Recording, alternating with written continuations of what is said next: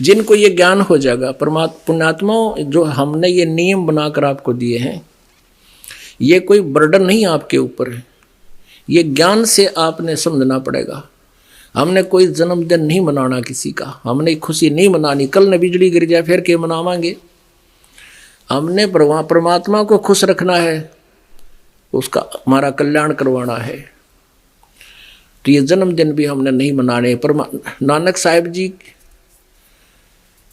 को किसी ने कहा कि प्रभु आप कभी खुश नजर नहीं आते, आप खोए खोए से रहते हो,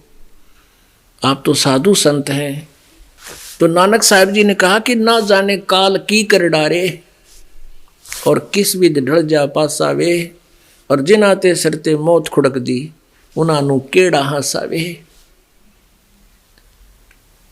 अब देखो जगह जगह देखते हैं,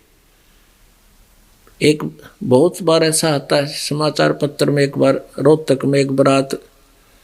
वो नाचते हुए भी दिखा रहा कि पहले दिन के ये डीजे पर नाचे थे सारे, और अगले दिन वो बारात जा रहे थे कलानौर के पास, भिवानी साइड में जा रहे थे, कलानौर के पास वो कार टकराएगी एक ट्रक तय जिसमें दुल्हा बैठा था, और दुल्हा मर गया और 7 और मर गए, 8 मौत इकट्ठी होगी उस परिवार की। अगले दिन फिर उनके नो बाल पाड़ते हैं कि नो टक्कर मारते हैं कि एक दूसरे के चपट कर रोते हैं कि पेपर में फोटो आ रही थी। अब बता के खुशी के बाज गया डीजे कर, हो गया नाच खड़िया। तो यहाँ कहते नानक साहब कहते ना जाने काल की कर डारे, और किस विध ढल जा पासावे, और जिन आते शरते बहुत खुड़क दी, उन्होंने केड़ा हासावे। अब नानक साहिब जी से कहा कि हे प्रभु क्या आप कभी खुश नहीं होते? कि खुश होता हूं कि जब ये मेरे बच्चे मेरे शिष्य वापस सत्संग में आ जाते हैं तो मेरी खुशी का ठिकाना नहीं रहता, और जब ये सत्संग सुनकर जाते हैं इस संसार के अंदर जो काल से भ्रमित है,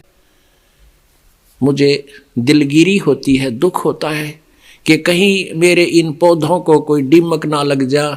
कोई कीड़ा ना लग जा, कोई काल का दूत इनको विचलित ना कर दे। और जब ये एज इट इज वापस आ जाते हैं मेरी खुशी का ठिकाना नहीं रहता कि बच्चे अभी मेरे बचे हुए हैं। कहते हैं साध मिले साड़ी शादी होंदी भी छड़ जाए दिलगिरी वे, अख दे नानक सुनो जहाना मुश्किल हाल फकीरी वे। कहते हैं साध मिले ये भक्त आते हैं जो मेरे खुशी का ठिकाना नहीं, हमारी शादी होती है, ये हमारा ब्याह, भगवान की भक्ति करें, गुण गावें, खूब हलवे खावें और भोग लागे उस दिन खीर बनावें,